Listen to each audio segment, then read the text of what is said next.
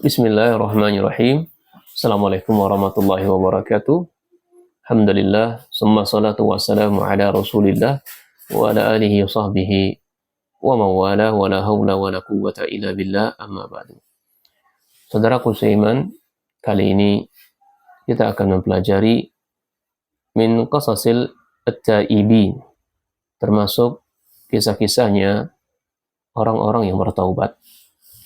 Kita bawakan dua dalil, satu dari Al-Quran dan satu hadis dari Rasul Sallallahu Alaihi Wasallam, di mana Allah Subhanahu Wa Taala mengatakan, "Qul ya ibadiyalladzi asrafu ala anfusihim la taqnatu min rahmatillah, innallaha yaghfiru dzunuba jami'a, innahu huwal ghafurur rahim."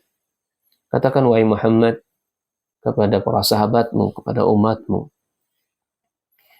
orang-orang yang mereka melampaui batas terhadap diri mereka sendiri. Artinya mereka melakukan dosa dan maksiat, keharaman, kelalaian, kezaliman.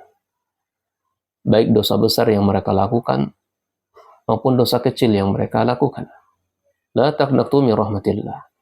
Janganlah kalian berputus asa dari rahmat Allah Subhanahu wa Ta'ala, karena rahmat Allah Jalla wa Ala wasi'ah ala kulli syai'in. Sangat luas sekali rahmat Allah Subhanahu wa Ta'ala, sehingga seorang mukmin ketika berdosa, bermaksiat,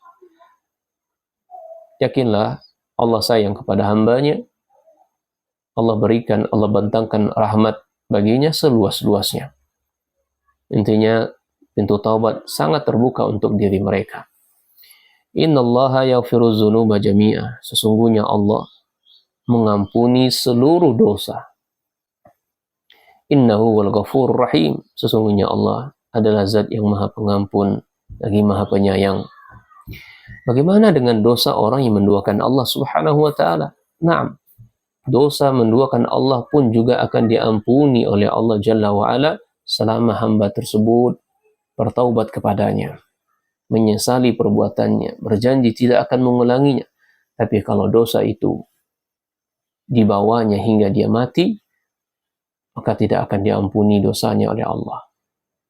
Allah Subhanahu wa Ta'ala mengatakan, "Innallaha la yaghfiru ayyushraka bih wa yaghfiru ma duna dzalika liman yasha." Sesungguhnya Allah Subhanahu wa Ta'ala tidaklah akan mengampuni dosa menduakannya dan mengampuni selain dari dosa menduakan Allah bagi orang-orang yang dikehendakinya. Mafhumnya, selama orang tersebut menyesali dosa yang dilakukannya, yang menduakan Allah, bertaubat kepada Allah, merengek-rengek, menangis, menghibah kepada Allah dengan sebenar-benarnya, janji tidak akan melakukannya lagi, maka dosanya tersebut akan diampuni oleh Allah Subhanahu wa Ta'ala. Dalil kedua dari hadis Rasul sallallahu alaihi wasallam dari sahabat Burdah radhiyallahu taala anhu tentang kisahnya Ma'is bin Malik al-Aslami. Ya, semoga Allah meridhoinya karena beliau termasuk dari sahabat Rasul sallallahu alaihi wasallam. Sahabat Ma'is ini ata Rasul sallallahu alaihi wasallam. Beliau mendatangi Rasulullah sallallahu alaihi wasallam, faqala ya Rasulullah, inni qad zalamtu nafsi wa zanaitu. Sesungguhnya saya telah melakukan kezaliman terhadap diri saya sendiri. Dan beliau menyebutkan dosa yang beliau lakukan. Ini Rasul, saya sudah berbuat zina. Saya telah melakukan perbuatan zina. Dan sekarang wa inni uridu an tutahhirani. Saya ingin engkau mensucikan dosa saya, membersihkan dosa saya. Maka Nabi SAW faraddahu, menolak beliau, enggan beliau meladeni sahabat Ma'is yang berzina tadi. Falamma kana min al-ghad atahu faqala ya Rasulullah inni qad zanaitu. Faraddahu sallallahu alaihi wasallam saniyah. Besok paginya mendatangi Nabi SAW lagi dengan perihal yang sama. Ya Rasul, saya sudah zalim, saya sudah berbuat zina. Saya ingin mensucikan diri saya. Lagi-lagi Nabi SAW menolak yang kedua kali. Setelah itu Nabi SAW fa'arsala Rasulullah ila qaumihi. Nabi SAW mengutus seorang sahabat ke penduduknya atau ke desanya Mais ini, bertanya tentang Mais ini. Ata'lamuna bi'aqlihi ba'san? Wahai, jadi seorang utusan dari Rasulullah SAW tadi mendatangi desanya Mais. Ada apa dengan Mais ini? Apakah kalian tahu Mais ini hilang akalnya, tidak waras atau gila? Atunkiru minhu syai'a. Nah. Faqalu ma na'lamuhu illa wa fil aql min salihina fi manura. Kami tidak mengetahui darinya kecuali si Mais ini orangnya memiliki akal yang cerdas. Ya, itu yang kami ketahui. Fa'atahu salisah, kemudian Mais ini mendatangi Nabi sallallahu alaihi wasallam ketiga kalinya. Kemudian setelah itu Nabi SAW kembali mengutus seorang utusan. Ya, fasala anhu fa akhbiru annahu la ba'sa bihi wala bi'aqlihi. Intinya, sahabat Mais ini sama sekali tidak gila. Masih waras. Akalnya tidak hilang. Falamma kana rabi'ah fa amara bihi farujima. Kemudian datanglah Mais ini keempat kalinya kepada Rasulullah SAW. Ya Rasul, saya sudah berbuat zina. Saya ingin menyucikan diri saya. Kalau begitu Mais, ya sudah. Akhirnya para sahabat diperintahkan untuk merajam sahabat Mais ini. Akhirnya dirajam. Ini dilempar dengan batu sampai dia meninggal. Qala faja'atil ghamidiyah faqala ya Rasulullah inni qad zanaitu fatahhirani. Sama kasusnya. Zina juga.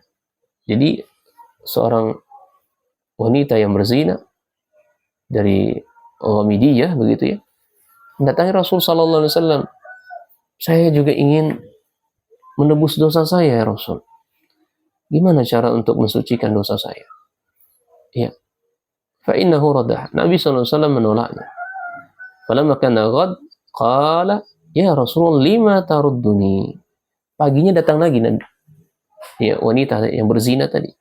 Kenapa engkau menolak saya?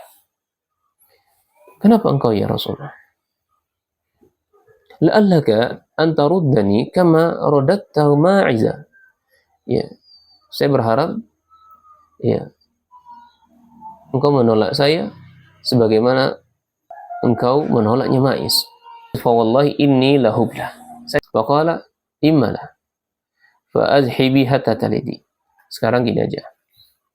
Pergilah dulu, uruslah janinmu, kasih dia makan protein yang baik-baik sampai dia lahir, janin terus melahirkan. Itu solusi yang pertama, kata Nabi sallallahu alaihi wasallam. Qala falamma waladat atathu bis-sabi fi firqah. Kemudian tatkala si wanita zina tadi yang hamil tadi, dia sudah melahirkan anaknya, dibawa ke hadapan Rasulullah SAW dengan digendongnya. Faqalat hadza qad waladatuhu ya Rasulullah. Sekarang saya sudah melahirkan. Ini anaknya. Faqala Nabi SAW, idhabi fa'ardi'ih hatta taftimih.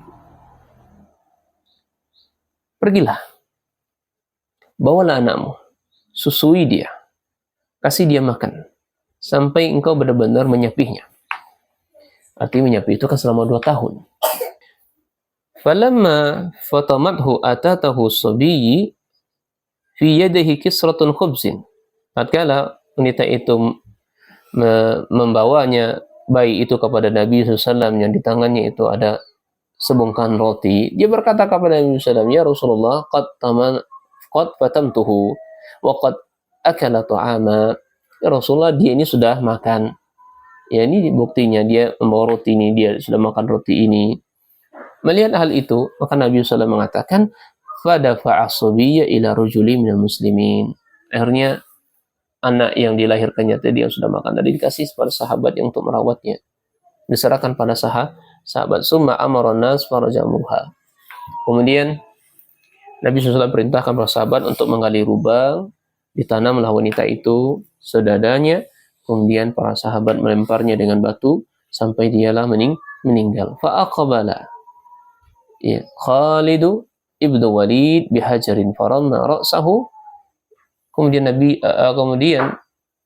kemudian Khalid bin Walid sebagai yang melempar waktu itu dengan batu, kenalah kepalanya, dan akhirnya jamu ala wajhi Khalid, darah yang keluar dari kepala wanita tersebut karena pukulan dari Khalid menciprati wajahnya Khalid. Kemudian Khalid mengatakan fasabbaha. Kemudian bahasa kitanya ngumpat itu ya. Sekitanya ngumpat. Maka sami'a Nabi SAW sabbaha iyahu. Nabi SAW mendengar ya, umpatan sahabat Khalid bin Walid ini. Nah, faqala, kata Nabi SAW kepada Khalid, malan ya Walid, tenang ya Khalid, tenang ya Khalid. Wallazi nafsi biyadih, demi zat jiwaku berada di tangan Allah Subhanahu wa taala, laqad tabat taubatan la, sungguh taubatnya itu diterima di sisi Allah. Intinya dosanya diampuni oleh Allah. Lau tabaha sahibul maksin la ghufira lahu. Seandainya taubatnya tersebut digunakan untuk mengampuni dosanya orang-orang yang memungut pajak, maka la ghufira lahu, dosa orang yang memungut pajak itu diampuni oleh Allah dengan taubatnya wanita yang berzina tadi. Summa amara biha, kemudian Nabi SAW perintahkan untuk menyolati, fasalla alaiha wa dufinat, disolati kemudian dikuburkan. Nah, semoga Allah memberikan taufik pada kita semuanya. Sebesar apapun dosa yang kita lakukan, selama kita bertobat kepada Allah, rahman Allah itu sangat luas untuk hambanya, pintu taubat sangat terbuka untuk hambanya, maka segeralah bertobat kepadanya. Karena Allah sangat sayang, sangat cinta, sangat pengampun kepada hambanya. Wabillahi taufik. Subhanakallahumma bihamdika, asyhadu an la ilaha anta, astaghfiruka wa atubu ilaik.